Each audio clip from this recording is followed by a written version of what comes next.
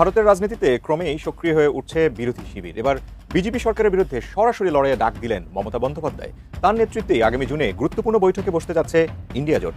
আসলে কি ঘটতে যাচ্ছে ভারতের রাজনীতিতে?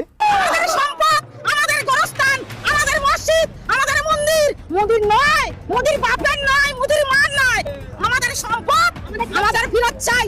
যদি না ফেরত দিচ্ছে মানে অমিত শাহকে ছাড়বো না, শুভেন্দু অধিকারী ছাড়বো না, আর মোদিরও ছাড়বো না। সাংবাদিকদের সামনে খুব বেশি দেখা যাচ্ছে না মোদিকে। আগের মতো সাংবাদিকদের সাথে কথাও বলছেন না নরেন্দ্র মোদি। নিজেকে অনেকটাই আড়াল করে চলছেন মোদি। ধারণা করা হচ্ছে নরেন্দ্র মোদি তার পতনের শেষ প্রান্তে চলে এসেছে, তাই এখন নিরাপদ আশ্রয় করছে নরেন্দ্র মোদি। দেখুন, এই নরেন্দ্র মোদির মতো গুলবাজ লোকেদের না বাপ মায়ের ঠিক নেই। তার ইমিডিয়েট পদত্যাগ করা উচিত, এর থেকে বড় আর কিছু হতে পারে না। মোদি চোর, ভোট চোর, গাদ্দি চোর। কুত্তার মতো তাড়া করবে, যেমন বাংলাদেশে হয়েছে ঠিক তেমনই হবে। হাসিনার কি অবস্থা হয়েছিল সেম অবস্থা হতে চলছে নরেন্দ্র মোদি। ঈদেও কোনো মাইক থেকে আদান নেওয়া যাবে না।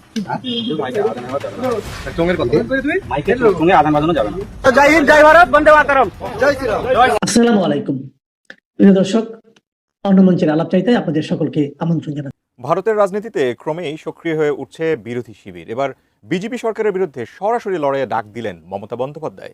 তার নেতৃত্বেই আগামী জুনে গুরুত্বপূর্ণ বৈঠকে বসতে যাচ্ছে ইন্ডিয়া জোট। আসলে কি ঘটতে যাচ্ছে ভারতের রাজনীতিতে? বিস্তারিত আরিফ হাসানের প্রতিবেদনে। টানা 3 মেয়াদ ধরে ভারতের ক্ষমতায় রয়েছে নরেন্দ্র মোদীর নেতৃত্বাধীন বিজেপি সরকার। অন্যদিকে দীর্ঘদিন ধরে ভারতের রাজনীতিতে দুর্বল অবস্থানে রয়েছে রাহুল গান্ধীর নেতৃত্বাধীন কংগ্রেস।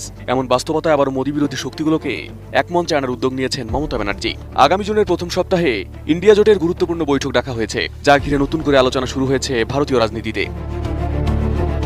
তবে এই উদ্যোগটি এসেছে পশ্চিমবঙ্গে বড় রাজনৈতিক ধাক্কার পর। দীর্ঘ 15 বছরের তৃণমূল শাসনের অবসান ঘটিয়ে রাজ্যে প্রথমবার সরকার গঠন করেছে বিজেপি। এমনকি নিজের আসন ভবানীপুরেও পরাজিত হয়েছেন মমতা বন্দ্যোপাধ্যায়। ফলে রাজনৈতিকভাবে অনেকটাই চাপে রয়েছে তৃণমূল কংগ্রেস। বিশ্লেষকদের মতে বাংলায় ক্ষমতা হারানোর পর কোণঠাসা হয়ে না পড়ে বরং জাতীয় রাজনীতিতে আরও সক্রিয় হওয়ার কৌশল নিয়েছেন মমতা। তার লক্ষ্য মোদী বিরোধী রাজনীতির অন্যতম প্রধান মুখ হিসেবে নিজের অবস্থান ধরে রাখা। একই সঙ্গে দলীয় নেতাকর্মীদেরও নতুন লড়াইয়ের বার্তা দিতে চাইছেন তিনি। মমতা স্পষ্টভাবে বলেছেন, বাংলায় তৃণমূলের ওপর যত চাপ বাড়বে দিল্লিতে বিজেপির জন্য পরিস্থিতি তত কঠিন হবে। মূলত এই বার্তার মধ্য দিয়েই কেন্দ্রের বিরুদ্ধে বৃহত্তর রাজনৈতিক আন্দোলনের ইঙ্গিত দিয়েছেন তিনি। তবে বিরোধী শিবিরের এই ঐক্য কতটা শক্তিশালী হবে তা নিয়েও প্রশ্ন রয়েছে। কারণ পশ্চিমবঙ্গের নির্বাচনের পর কংগ্রেস, বামদল এবং আম আদমি পার্টির মতো দলগুলো মমতার নেতৃত্ব সহজে মেনে নেবে কিনা তা এখনও পরিষ্কার নয়। এছাড়া বিভিন্ন রাজ্যে আসন সমঝোতা ও নেতৃত্ব নিয়েও বিরোধী জোটের ভেতরে মতপার্থক্য রয়েছে। এদিকে বিজেপি দাবি করছে ইন্ডিয়া জোটের ভেতরে বড় ধরনের বিভক্তি রয়েছে এবং বাংলায় জয়ের পর তাদের আত্মবিশ্বাস এখন অনেক বেশি। ফলে জুনের বৈঠক শুধু একটি রাজনৈতিক আলোচনা নয়, এখন দেখার বিষয় নরেন্দ্র মোদীর বিরুদ্ধে বিরোধী শিবির সত্যি শক্ত অবস্থান তৈরি করতে পারে কিনা, নাকি জোটের ভেতরের মতবিরোধী তাদের সবচেয়ে বড় বাধা হয়ে দাঁড়ায়। দেখুন, এই নরেন্দ্র মোদির মতো গুলবাজ লোকেদের না বাপ মায়ের ঠিক নেই। খালি মোদিকে প্রমাণ করতে হচ্ছে ভাই আমি বিশ্বগুরু আছি। বিজেপির পরিস্থিতি কিন্তু ভালো না, তার ইমিডিয়েট পদত্যাগ করা উচিত, এর থেকে বড় আর কিছু হতে পারে না। মোদি চোর, ভোট চোর, গাদ্দি চোর। কুত্তার মতো তাড়া করবে, যেমন বাংলাদেশে হয়েছে ঠিক তেমনই হবে। হাসিনার কি অবস্থা হয়েছিল সেম অবস্থা হতে চলছে নরেন্দ্র মোদি। এই অভিযান যত কিছু দিয়ে আজকে দেওয়া হোক, প্রাণের বিনিময় হলেও আমরা এই আন্দোলন করবো। ওটা মানবো না, আমাদের নেতা রাহুল গান্ধী ওটা মানছে না। শেখ হাসিনার এক মুখের কথায় ক্ষমতা ছেড়ে ভারতে আশ্রয় নিতে হয়েছে। এবার নরেন্দ্র মোদিও একই ভুল করে বসেছেন। শেখ হাসিনাকে দেখেও শিক্ষা হয়নি নরেন্দ্র মোদির, আর তাই মোদির ক্ষমতা এখন নড়বড়ে করছে। সাংবাদিকদের সামনে খুব বেশি দেখা যাচ্ছে না মোদিকে। আগের মতো সাংবাদিকদের সাথে কথাও বলছেন না নরেন্দ্র মোদি। নিজেকে অনেকটাই আড়াল করে চলছেন মোদি। ধারণা করা হচ্ছে নরেন্দ্র মোদি তার পতনের শেষ প্রান্তে চলে এসেছে, তাই এখন নিরাপদ আশ্রয় খুঁজছেন নরেন্দ্র মোদি। দর্শক, ভারতে নরেন্দ্র মোদির পতন হোক, কারা কারা চান আপনাদের মতামত অবশ্যই কমেন্ট করবেন। কথায় আছে, মানুষ তার পতনের ঠিক আগ মুহূর্তে বিভিন্ন বেফাস কথা বলে থাকে, আর এবার ঠিক এমনই বেফাস কথার কারণে নরেন্দ্র মোদি রাতের ঘুম হারাম হয়ে গেছে। আপনাদের কি মনে আছে শেখ হাসিনা তার পতনের কয়েকদিন আগে ছাত্রদের রাজাকারের নাতিপুতি বলেছিলেন? মেধা আর কোটা নিয়ে, তো কোটা আর মেধা তো এক জিনিস না। এইখানে দ্বন্দ্বটা সৃষ্টি করে, এটা একটা ট্যাকটিস। তার মানে কি মুক্তিযুদ্ধের সন্তান নাতিপুতিরা কেউ মেধাবী না, যত রাজাকারের বাচ্চারা নাতিপুতি হলো মেধাবী, তাই না? কিন্তু সেখানে অবশ্যই মুক্তিযুদ্ধ অগ্রাধিকার পাবে, এটা তো দিতেই হবে। যুদ্ধে কিন্তু মুক্তিযোদ্ধারাই জয়ী হয়েছিল, রাজাকাররা জয়ী হয় নাই। তারা তো মনে রাখা উচিত যে তারা তো পরাজিত হয়েছিল, তাদের মেধাটা কোথায়? শেখ হাসিনার এমন মন্তব্যের পর ছাত্রদের আন্দোলন আরো বেশি প্রকট আকার ধারণ করে এবং শেখ হাসিনার পতন হয়। এবার নরেন্দ্র মোদিও একই ভুল করে বসেছেন। মোদির বিরুদ্ধে উত্তাল হয়ে উঠেছে সমগ্র ভারতের তরুণ তরুণীরা। কিন্তু কিভাবে নরেন্দ্র মোদি পচা শামুকে পা কাটতে যাচ্ছে সেটা বলার আগে আপনাদের ছোট্ট একটা ভিডিও দেখাতে চাই। শিক্ষিত তরুণ তরুণীরা ছাড়াও ভারতের প্রত্যন্ত গ্রামের সাধারণ মানুষরা নরেন্দ্র মোদি সম্পর্কে কি বলছে। মোদির বাবার সম্পত্তি না,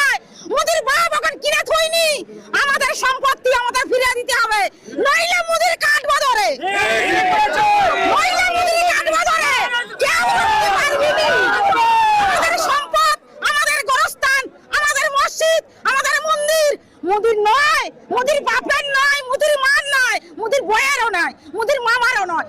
আমাদের সম্পদ আমাকে ফিরিয়ে দিতে দরকার হলে ওখানে যাবো, ওখানে যাবো, ধরে আনবো। ওখান থেকেও ধরে আনবো। আমাদের সম্পদ আমাদের ফেরত চাই। যদি না ফেরত দিচ্ছে মানে অমিত শাহকে ছাড়বো না, শুভেন্দু অধিকারী ছাড়বো না, আর মোদিরও ছাড়বো না। নরেন্দ্র মোদী টানা 3 বার ভারতের ক্ষমতায় আছেন। বারবার ক্ষমতায় এসে উন্নয়নের বাণী শোনালেও ভারতের লক্ষ লক্ষ শিক্ষিত যুবক বেকার রয়েছে। সম্প্রতি ভারতের সুপ্রিম কোর্টের প্রধান বিচারক শিক্ষিত যুবকদের তেলাপোকা বলে অপমান করেন, যেমনটা বাংলাদেশের শিক্ষার্থীদের কোটা আন্দোলনের সময় রাজাকারের নাতিপুতি বলে অপমান করেছিল শেখ হাসিনা। ভারতের শিক্ষিত তরুণ তরুণীরা বলছে ভারতের বেকার যুবকদের তেলাপোকা বলা বিচারক এবং সেই বিচারককে প্রশ্রয় দেওয়া নরেন্দ্র মোদী নিজের কোনো পরিচয় নেই, মোদীর বাবার কোনো ঠিক নেই। দেখুন, এই নরেন্দ্র মোদীর মতো গুলবাজ লোকেদের না বাপ মায়ের ঠিক নেই। কদিন আগে তো এই নিজেই তো বলেছিল যে ও নাকি কি নন বায়োলজিক্যাল ফিগার।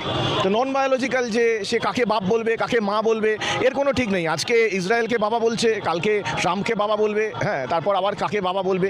এদের আসলে কটা বাবা, এটা নিয়ে একটা বড় প্রশ্ন দেখা দিচ্ছে। ভারতের তরুণ তরুণীদের পাশাপাশি প্রত্যেকটা রাজ্যে রাজ্যে নরেন্দ্র মোদীর বিরুদ্ধে প্রতিবাদ শুরু হয়ে গেছে। সাধারণ মানুষরা নরেন্দ্র মোদীর বিভিন্ন বিষয়ে প্রতিবাদ করছে। ভারতের এক শ্রেণীর মানুষ দিন দিন আরো বেশি ধনী হচ্ছে, আর সাধারণ যুবকরা বেকার জীবনযাপন করছে। এতদিন চুপ থাকলেও এবার দীর্ঘদিনের জমে থাকা ক্ষোভ ধীরে ধীরে প্রকাশ করছে ভারতের নাগরিকরা। নিজের গাড়ি এসি গাড়ি করে ঘুরে বেড়ায়, আর যে লোকগুলো বেকারত্ব জ্বালায় জ্বলছে, যাদের 40 বছর হয়ে গেলে তারা সরকারি চাকরি পাবে না, এদের কোনো সেন্স আছে? এই আন্দোলন এখন শুধু বিধানসভায় হচ্ছে।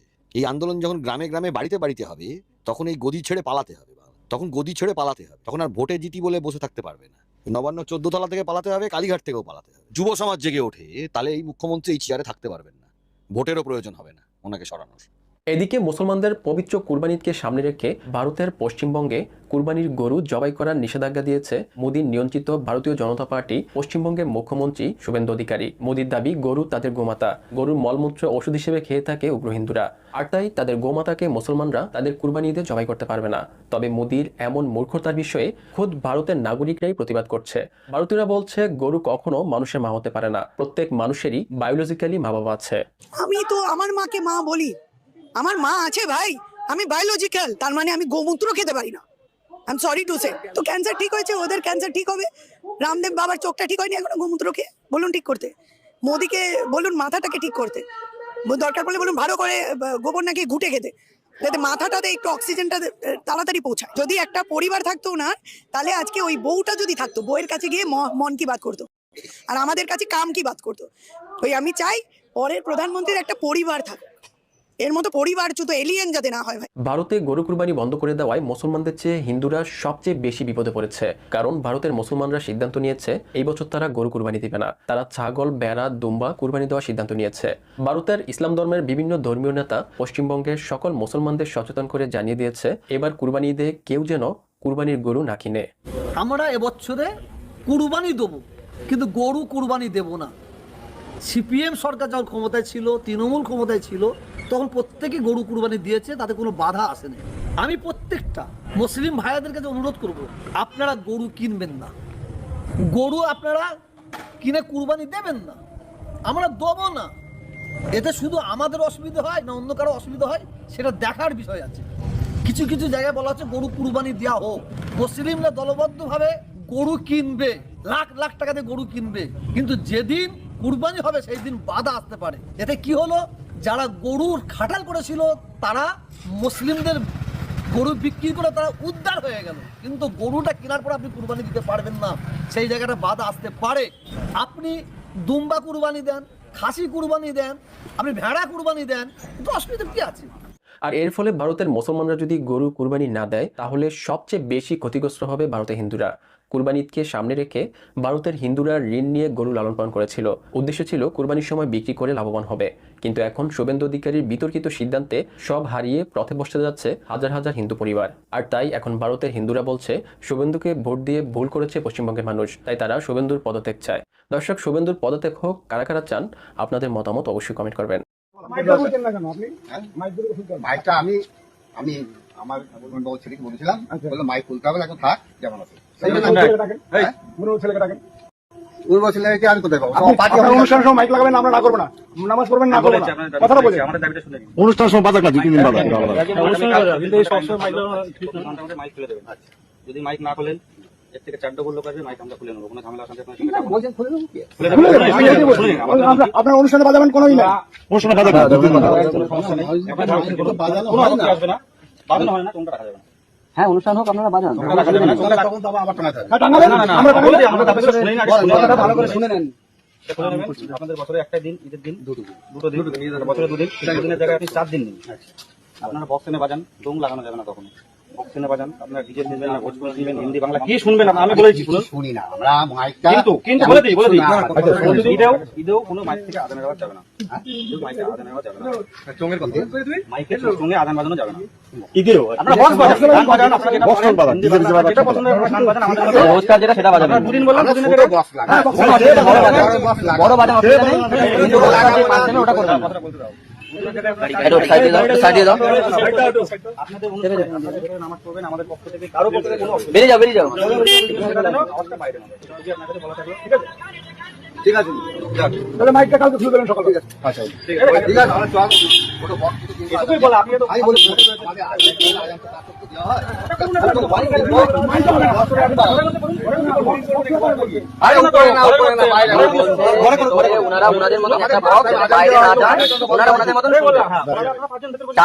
যাবে না আওয়াজ, ওনারা সেটা বলছে ভেতরে শুনবে, মসজিদের ভিতরে বক্স লাগিয়ে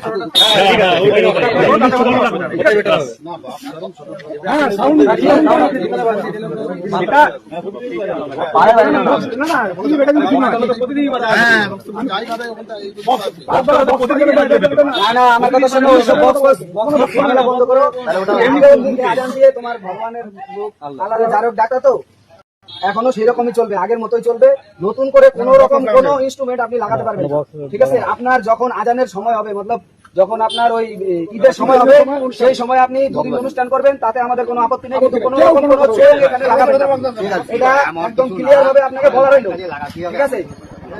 ঈদের দিন বাজান বাজান, কিন্তু গান বাজবে না, গান বাজে না, মাইকটা খুলে দেবেন। চলো, জয় হিন্দ, জয় ভারত, বন্দে মাতরম, জয় শ্রীরাম, জয় শ্রীরাম।